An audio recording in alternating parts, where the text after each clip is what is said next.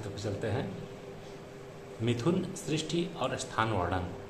कौष्टुक से जिसे बोले, हे ब्राह्मण, आपने अर्वाक स्रोत वाले मनुष्यों का वर्णन विस्तारपूर्वक किया तथा जिस प्रकार वर्णों और गुणों की सृष्टि व कर्म के विषय में बताने की कृपा करें। तो यहाँ पर उन्होंने बोले, सृष्टि के पूर्व ब्रह्मा जी द्वारा चिंतन किए जाने पर उनके मुख से सतोगुणी हजारों मिथुनों की सृष्टि हुई थी। वे सभी तेजस्वी और सतोगुण बाहुल से युक्त थे। उन लोगों ने फिर अपने वक्षस्थल से दूसरे हजारों मिथुनों की सृष्टि की। ये सभी रजोगुणी एवं क्रोधी स्वभाव के होने के कारण अपनी दोनों जंघाओं के अन्य हजारों मिथुन उत्पन्न किए। ये रजोगुण और तमोगुण से युक्त तथा ईर्ष्यालु स्वभाव के होने के कारण अपने चरणों से सहस्त्रों मिथुनों को उत्पन्न किया। ये सभी लक्ष्मीहीन, तमोगुणी, तेजहीन, अल्प बुद्धि वाले प्राणी थे। सभी प्रसन्नचित थे। इसके बाद संघर्ष से दंड रूपी प्राणी उत्पन्न हुए, जो इच्छानुसार आपस में मैथुन किया करने लगे। तभी से मैथुन सृष्टि आरंभ हो गई। उस समय स्त्रियां मैथुन करने पर भी संतान उत्पन्न नहीं करती थी, क्योंकि उन स्त्रियों का मासिक धर्म नहीं होता था। केवल आयु के अंत में ही एक बार संतान उत्पन्न होती थी। तब से अब तक इसी प्रकार की मैथुनिक सृष्टि होती आई है। ब्रह्मा जी के द्वारा प्रजा का चिंतन किए जाने पर उनके मन से पंच महाभूत और शब्द आदि विषय एक साथ उत्पन्न हुए। यह प्रजापति की मानसिक सृष्टि कहलाती है। उसी की वंश परंपरा से उत्पन्न प्राणियों से यह सारा संसार भरा पड़ा है। वे सभी प्राणी एक स्थान पर स्थित न होकर चारों तरफ घूमते रहते थे। वे अपना पड़ाव नदियों, सरोवरों, समुद्र किनारों के पहाड़ों पर डालते थे। उन सभी प्राणियों को शीत ताप की पीड़ा सताती नहीं थी। वे संतुष्ट रहते थे। उनमें परस्पर संघर्ष, देश, मत्सर या एक दूसरे को उत्पीड़न अथवा शोषण की प्रवृत्ति नहीं थी। अतः वे प्रसन्नचित होकर निष्काम भाव से निर्द्वंद होकर विचरण करते थे। पिशाच, उरक, राक्षस, मत्सर, युक्ति, मनुष्य, पशु, पक्षी, नक्र, मत्स्य, बिच्छू, सर्प, अवारक और अंडज प्राणियों की उत्पत्ति अधर्म के कारण हुई। उसमें मूल, फल, पुष्प, ऋतु व वर्ष इत्यादि का पूर्णतया अभाव था। ऋतुएं सदा समशीतोष्ण रहती थी। काल क्रमानुसार उन्हें सिद्धियाँ प्राप्त थी। पूर्वाह्न एवं मध्याह्न में वे तृप्त रहते थे तथा उसके बाद इच्छा करने पर स्वयं ही तृप्त हो जाते थे। एवं मन से जल के सूक्ष्म होने के कारण नाना प्रकार की रस और उल्लास वाली अन्य सिद्धियाँ उत्पन्न हुईं, जो कि सभी प्रकार की कामनाओं को पूर्ण करने में समर्थ थीं। वे सभी संस्कार रहित होने पर स्थिर यौन वाले थे।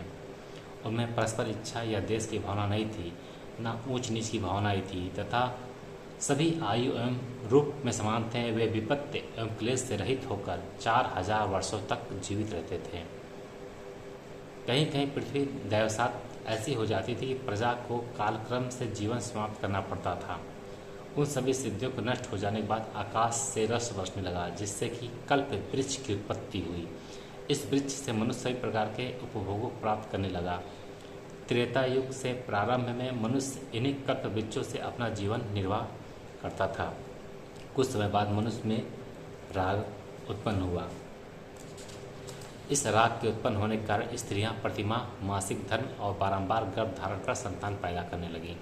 फिर गृहों में स्थित कल्प वृक्षों में भी राग उत्पन्न होने लगा।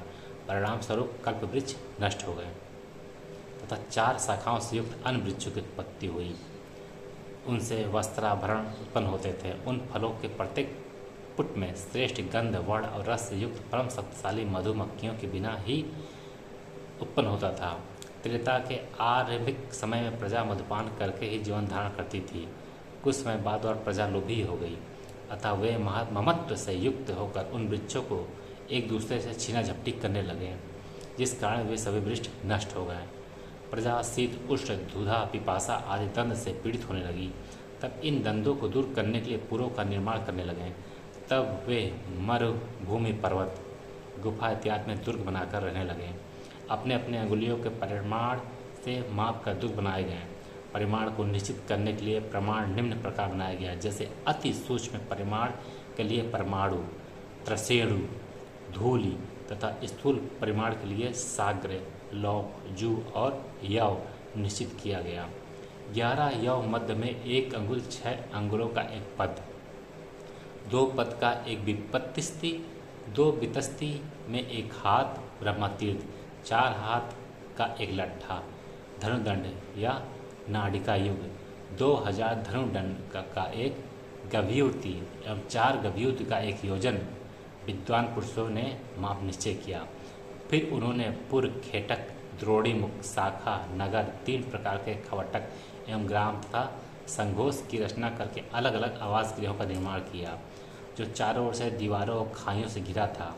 2 कोस लंबा और उसके 8 मास चौड़े भाग को पुर कहते हैं। उसके चारों तरफ जल भरा होने के कारण बांस का पुल बना होता है। पुर के आधे लक्षण वाले को खेटक, उसके 1/4 भाग को खरवट का, पुर के 8 मास परिमाण वाले को द्रोणी मुख कहते हैं।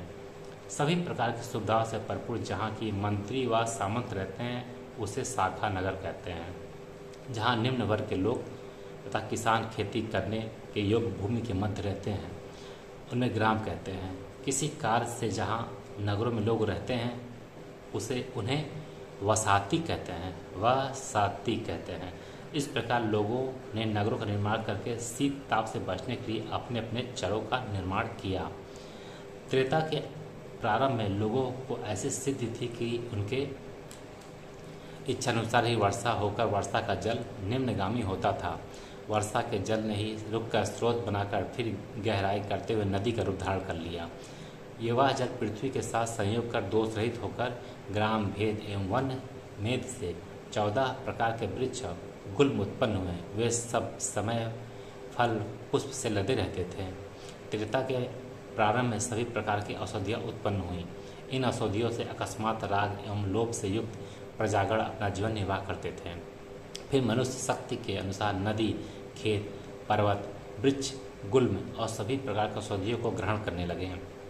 इस प्रकार सभी औषधियाँ नष्ट हो गईं, अर्थात पृथ्वी ने इसे उद्रस्त कर लिया। अतः प्रजा पुनः क्षुधातुर होकर ब्रह्मा की शरण में गई और विनयपूर्वक अपना कष्ट निवारण हेतु प्रार्थना की। ब्रह्मा ने सुमेरु पर्वत को बछड़ा बनाकर पृथ्वी का दोहन किया। इस प्रकार गौ रूपी पृथ्वी को दोहन करने पर पुनः ग्राम व वन्य वृक्ष पुनः उत्पन्न हुए तथा फल के पकने के पश्चात 17 प्रकार की औषधियाँ जैसे व्रीहि, जौ, गेहूँ, तिल, कोदो, प्रियंगु, राई, कोविदार, कचनार, मटर, उड़द, मूंग, मसूर, लोबिया, कुल्थी, अरहर एवं चना उत्पन्न हुआ। 14 प्रकार की ग्राम और अरण्य औषधियों से व्रीहि, जौ, गेहूँ, अड़ू, तिल, प्रियंगु, कुकुनी, श्यामक, अलसी, तिल तथा गवेधुक, कुल्थी, मरकटक मतलब मक्का, वेणु, यव और चावल यज्ञ में प्रयोग किए जाने लगे।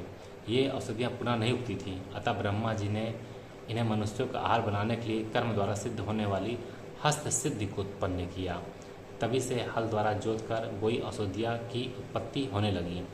इस प्रकार मनुष्यों के जीविका का साधन उपलब्ध होने जाने पर ब्रह्मा जी ने स्वयं न्याय और गुणों के अनुसार मर्यादा, वर्ण और आश्रमों के धर्म आदि का निरूपण किया। कर्मनिष्ठ ब्राह्मणों के लिए प्रजापत्य स्थान, युद्ध से विमुख न होने वाले क्षत्रियों के लिए इंद्र का स्थान, स्वधर्म प्राणय वैश्यों के लिए मारुत का स्थान तथा सेवा भावी शूद्रों के लिए गंधर्व स्थान नियत किया।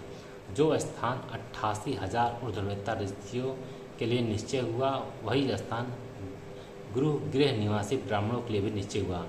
जो स्थान सप्तऋषियों के लिए नियत हुआ वही स्थान वनवासियों के लिए तथा गृहस्थ के लिए प्रजापत्य और सन्यासियों के लिए अच्छे ब्रह्मा पद तथा योगियों के लिए अमृत स्वरूप मोक्ष स्थान की कल्पना की गई। यहाँ पे आपने ध्यान दिया होगा, यहाँ पे जिसको जो पसंद था कार्य उसको उसी अनुराग उसी रूप में उसको वह स्थान दिया गया। जहाँ पर लिखा हुआ जैसे कि युद्ध से विमुख न होने वाले जिनको युद्ध पसंद उनके लिए इंद्र का स्थान दिया गया, और कर्मनिष्ठ पर जो प्रजापत्य स्थान उनको दिया गया ब्राह्मणों को, स्वधर्म प्रायण वैश्यों के लिए मारुत का स्थान तथा सेवा भाव जिनके अंदर हो उनको शूद्रों के लिए गंधर्व स्थान नियत किया गया। मतलब जिसको जो चीज़ पसंद था उसी अनुरूप उसको कार्य व पद व दिया गया है। हर बातों पर ध्यान दिए करिए और तमाम झूठ फूट के अफवाहों से दूर रहिए, क्योंकि मैं इसलिए पढ़ रहा हूँ कि जो गूढ़ बातें लिखी हुई हैं ये कहीं ना कहीं छिपती जा रही हैं। बहुत पुरानी किताबें हैं जो मिल गई हैं, तो इसलिए इनको मैं वीडियो रूप में बना के मैं एकत्रित कर रहा हूँ।